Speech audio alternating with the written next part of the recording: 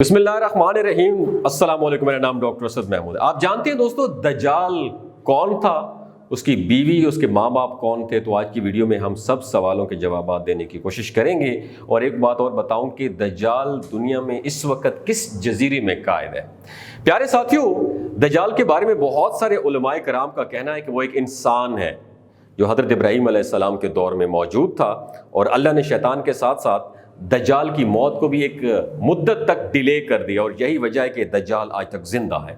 लेकिन आज वो कहाँ है, कब ज़ाहिर होगा, और उसके बारे में अहादीस में मिलता है कि दज्जाल को एक नामालूम जजीरे में कैद किया गया है जिसका इल्म अल्लाह के सिवा किसी को भी नहीं है। मुतअद्दिद उलमा के मुताबिक दज्जाल का ठिकाना जापान के शैतानी समुंदर में है, जबकि सही मुस्लिम की एक रवायत के मुताबिक दज्जाल का खुरूज मशरिक से होगा, और बहुत सारी हदीस में मिलता है कि दज्जाल कौम यहूद से होगा और उसके पैरोकारों में ज़्यादातर यहूदी होंगे। और उस वक़्त दुनिया के इस वक्त दुनिया के तीन बड़े मज़ाहिब हैं, यानी इस्लाम, यहूदियत और ईसाईयत, और ये तीनों मज़ाहिब एक हस्ती का इंतज़ार कर रहे हैं जो आखिरी वक्त में ज़ाहिर होगी, और वो हस्ती इंसानियत के लिए मसीहा निजात दहिंदा साबित होगी। दोस्तों, if we talk about Christianity, ईसाईयत की बात करें तो उनकी ईसाईयत में दज्जाल का जिक्र कुछ इस तरीके से मिलता है कि दज्जाल एक ऐसे घर में पैदा होगा जिसके घर के रहने वाले इंतहाई नेक और ईमानदार होंगे, और ये ख़ानदान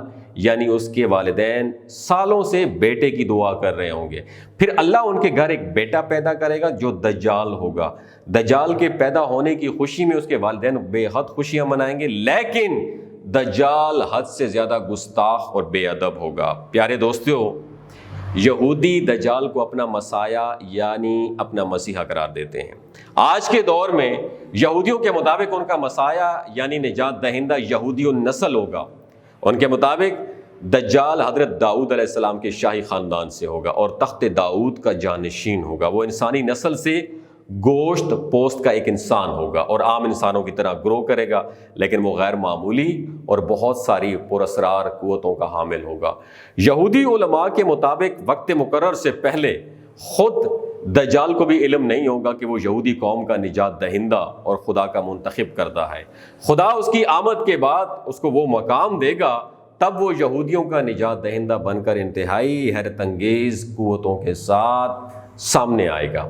मैं ये यहूदियों की बात कर रहा हूँ। वो अजीम निजात दहिंदा, अजीम रहनुमा, अजीम सिपा सालार, अजीम जज, अजीम आलिम दीन, अजीम नस्ल इंसानी का इंतहाई बाकमाल और अजीम तरीन बादशाह होगा। उसकी जहानत इंतहा दर्जे को होगी, और दुनिया भर में मौजूद धक्के खाते और जलील और रुसवा यहूदियों को जमा करके ये इसराइल में बसाएगा, और उनके अकीदे के मुताबिक वो मस्जिद अक्सा को सुम्मा माज़ल्लाह शहीद करके उसकी जगह यहूदियों का किबला यानी हैकल सुलेमानी तामीर करेगा। यहाँ तक कि दज्जाल तमाम गैर यहूदियों के खिलाफ एक खौफनाक जंग करेगा और उन सबको हलाक कर देगा, और वो हज़रत दाऊद अलैहिस्सलाम की सल्तनत को पूरी शान और शौकत के साथ कायम करेगा। दोस्तों, इस अजीम इसराइली सल्तनत की सरहदें इराक के दरिया फ़रात से मिस्र के दरिया नील तक फैली हुई होंगी।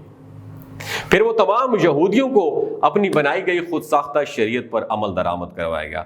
मुअज़्ज़ज़ ख़वातीन व हज़रात, यहूदियों की किताब में दर्ज है कि खुदा ने दुनिया की बादशाहत को सिर्फ हज़रत दाऊद अलैहिस्सलाम की नस्ल यानी यहूदियों के लिए मखसूस कर रखी है। लिहाजा उनका मानना है कि दज्जाल एक अजीम पैगम्बर होगा, लेकिन हज़रत मूसा अलैहिस्सलाम से कम अजीम होगा। हज़रत मूसा अलैहिस्सलाम जैसा तो कोई पैगम्बर हो ही नहीं सकता। जबकि नाज़रीन, उनका मानना है, यहूदियों का मानना है कि सारी दुनिया दज्जाल की अक्ल जहानत और ताकतों की वजह से उसको बादशाह तस्लीम कर लेगी, और दुनिया के सारे मज़ाहिब ख़त्म हो जाएंगे, सिर्फ यहूदियत बाकी रहेगी। गैर यहूदी कभी भी यहूदी नहीं बनेंगे, और ना ही उनको यहूदी मज़हब इख्तियार करने का इख्तियार दिया जाएगा। अलबत्ता वो सब के सब हलाक कर दिए जाएंगे। यहूदियों के मुताबिक दज्जाल इंतहाई खूबसूरत और नौजवान शख्स होगा। दोस्तों, अब आप सबको वाज़ेह हो चुका होगा कि यहूदी दज्जाल के बारे में क्या सोचते हैं। ये मैं आपको यहूदियत की बात कर रहा हूँ। ये सारी कहानी जो मैंने बताई है, ईसाईयत क्या सोचती है, यहूदियत में क्या लिखा हुआ दज्जाल के बारे में, अभी हम अपने इस्लाम के बारे में बताएंगे। प्यारे नबी हज़रत मोहम्मद मुस्तफ़ा सल्लल्लाहु अलैहि वसल्लम ने 1400 साल पहले बता दिया था कि यहूदी दज्जाल को उसकी ताकतों की वजह से अपना आका और अपना लीडर रहनुमा मान लेंगे। अब पता चला है कि वो ऐसा क्यों करेंगे। लिहाजा आज की दुनिया में जितनी भी बदअमनी है वो यहूदियों की जानिब से इसलिए फैलाई जा रही है کہ وہ جلد از جلد اپنے مسیحا کو، دجال کو دنیا پر حکمران دیکھنا چاہتے ہیں۔ اسرائیل کا قیام بھی دجال کے استقبال کی پہلی باقاعدہ تیاری کی وجہ سے ہے۔ ناظرین گرامی، جیسا کہ آپ سب نے سنا ہے کہ یہودی دجال کو ایک خوبصورت اور خوبرو نوجوان مانتے ہیں، لیکن ہم نہیں مانتے، اسلام نہیں مانتا۔ اسلام کے نزدیک دجال ایک بدصورت اور ایک آنکھ سے محروم کانا شخص ہوگا۔ اس کے بال ایسے گھنگرالے ہوں گے جیسے کہ اس کے سر سے سانپ لٹک رہے ہوں۔ وہ ایک جگہ ٹک کے نہیں رکے گا۔ اس کی رنگت سرخی مائل سفید ہوگی اور اس کی پیشانی نمایاں ہوگی اور گردن بہت بڑی چوڑی ہوگی۔ اس کا قد چھوٹا ہوگا، اس کی کمر میں کب ہوگا اور اس کے باوجود وہ بہت طاقتور ہوگا اور عام انسانوں کی طرح نہیں چل سکے گا۔ دجال ایک مرد ہوگا لیکن اولاد پیدا کرنے کی صلاحیت سے محروم ہوگا۔ اس کی پیشانی پر 2 آنکھوں کے بیچ میں کافر یا کیا فے لکھا ہوا ہوگا۔ دوستو، بہت ساری روایات میں دجال کے والدین کا بھی ذکر ملتا ہے، جن کے مطابق ان کے پاس 30 سال تک کوئی اولاد نہیں تھی، پھر اللہ بیٹا دے گا جو اصل میں دجال ہوگا، لیکن یہ تمام روایات سند کی کمزوری کی وجہ سے پائے ثبوت تک نہیں پہنچ پاتی۔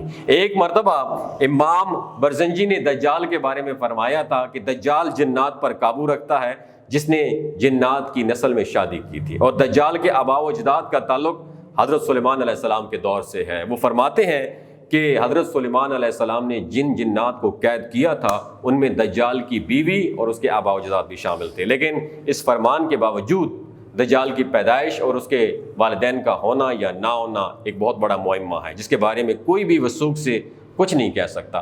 ناظرین گرامی، پاکستان کے ایک معروف اسلامی اسکالر کے ایک آرٹیکل کے مطابق دجال کی پیدائش اس وقت ہو گئی تھی جب زمین پر جنات کی حکومت تھی۔ ان کا کہنا تھا کہ دجال انسان، جانور اور جن کے ملاپ سے وجود میں آیا، اور جب اللہ تعالیٰ نے انسانوں کو زمین پر بھیجا تو فرشتوں نے اللہ کے حکم کے مطابق جنات اور انسانوں کے درمیان ایک پردہ قائم کر دیا، جس سے انسان اور جنات کی دنیا الگ الگ ہو گئی۔ پیارے ساتھیوں، دجال ایک قسم کی انوکھی مخلوق ہے جس کو جساسہ کے ذریعے تمام خبریں ملتی رہتی ہیں، کیونکہ جساسہ ایک ایسی مخلوق ہے جو زمین اور سمندر ہر جگہ پر رہ سکتی ہے۔ بہرحال اس آرٹیکل میں کتنا سچ ہے یہ تو صرف اللہ ہی جانتا ہے۔ ایک دفعہ اسما بنت یزید بیان کرتی ہیں کہ رسول اللہ صلی اللہ علیہ وآلہ وسلم میرے گھر میں تشریف فرما تھے۔ آپ صلی اللہ علیہ وآلہ وسلم نے دجال کا ذکر فرمایا کہ اس کے ظہور سے پہلے 3 قحط پڑیں گے۔ 1 سال آسمان کی 1/3 بارش رک جائے گی اور زمین کی 1/3 پیداوار کم ہو جائے گی۔ دوسرے سال آسمان کے 2 حصے کی بارش رک جائے گی اور زمین کی پیداوار بھی 2 حصے کم ہو جائے گی، اور تیسرے سال آسمان سے بارش بالکل بھی نہیں برسے گی اور زمین کی پیداوار بھی کچھ نہیں ہوگی۔